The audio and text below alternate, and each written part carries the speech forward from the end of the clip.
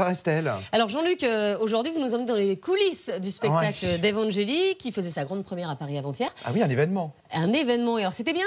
Alors, mais moi j'ai trouvé ça génial, en même temps je suis pas objectif parce que j'adore Ève, je l'adore, mais franchement c'était plutôt réussi. Alors j'ai décidé en fait de passer la journée entière avec elle, de la suivre parce que gros stress quand même, hein, une première à Paris pour Ève c'était pas évident.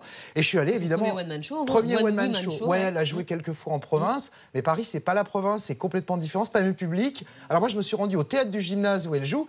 Alors en arrivant j'ai eu une petite surprise. Regardez, le théâtre en fait est en travaux. Ah oui, c'est pas de chance. Il est carrément empaqueté. Du coup, Ève n'a pas pu coller ses affiches. Il n'y a pas d'affiche d'Ève Angéli. C'est un peu embêtant quand on fait sa première. Mais quand on s'appelle Ève Angéli, on trouve toujours une solution.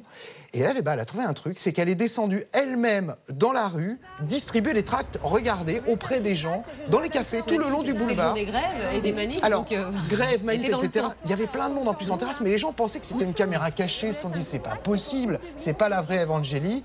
Et si, c'était la vraie Ève Angéli. En fait, elle a fait simplement ce qu'elle a fait au Festival d'Avignon au mois de juillet, parce qu'Avignon, ça se passe comme ça. Alors, les Parisiens, ils étaient un petit peu surpris quand même, mais je pense qu'elle a quand même... Est-ce qu'ils sont venus ? Mais oui, il y a 2-3 personnes qui sont venues le soir, salle comble. Allez, il y avait 35 personnes dans une salle qui en compte une centaine. En même temps, il y avait un match de foot sur M6. Bosnie-France, 8 millions de 8 millions de personnes quand même. Il y avait la grève ce jour-là, donc c'était un petit peu gonflé. Alors, c'est vrai que du coup, elle avait un peu peur et je me suis amusé à la retrouver en fait 10 minutes avant son entrée en scène, dans sa loge, comme une petite souris. J'ai frappé à la porte et surtout, je voulais savoir ce que faisait Ève avant d'entrer en scène. Est-ce qu'elle avait un rythme ?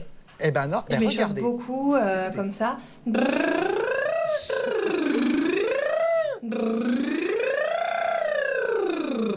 Ça détend les cordes vocales et ça échauffe, ça permet de ne pas dérailler.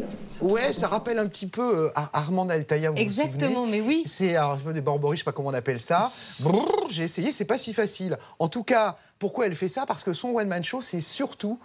En fait, depuis que Laurent Ruquier l'a aidé à retravailler tout ça, c'est surtout du chant. Alors, c'est du chant, en fait. Elle était chanteuse au départ. Mais c'est son métier, évidemment. Et c'est plutôt bien parce qu'elle chante bien et elle taille à mort. Hein. Tout le monde y passe. Olivia Ruiz, Céline Dion, Johnny Hallyday, Christophe Maé. C'est plutôt rigolo. Je vous propose un petit florilège. Regardez un petit florilège de tout ça.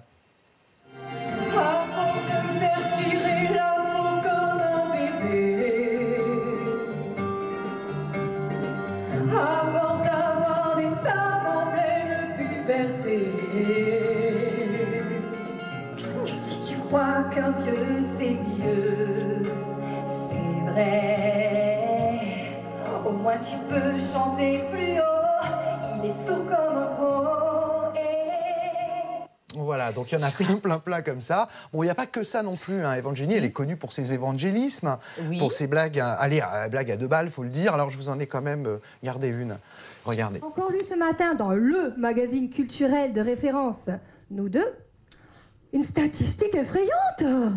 Vous savez combien de fois par jour les hommes pensent au sexe, à votre avis? Combien de fois? Une fois. Mais ça dure toute la journée.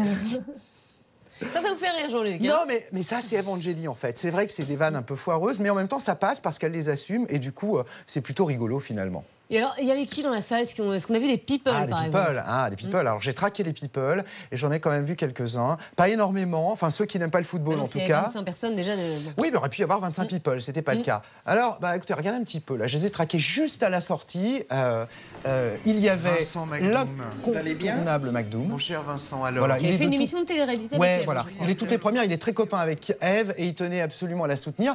Il y avait, voilà, souvenez-vous aussi de Tatiana et de Xavier, ça faisait longtemps qu'on les avait pas vus à la télévision, le couple ami d'Ève, qui sont venus, qui avaient promis qui était là. Et puis, Flavie Flamand, qui était là, en fait, parce que le lendemain, elle recevait Ève sur son... Je veux juste votre avis sur 100% Mag, en fait. On a suivi Ève sur cette journée, sa première à Paris. Alors... Moi, je suis très surprise et puis je trouve vraiment qu'on passe une heure dans son monde à elle, quoi. Et elle a peur de rien et elle a bien raison, vraiment. Voilà, ça lui a plu. Vous m'avez donné envie d'y aller, Jean-Luc. Allez-y, en tout cas, dépêchez-vous. Enfin, dépêchez-vous jusqu'au 25 septembre au Petit Gymnase à Paris. Ça s'appelle Drôle malgré moi.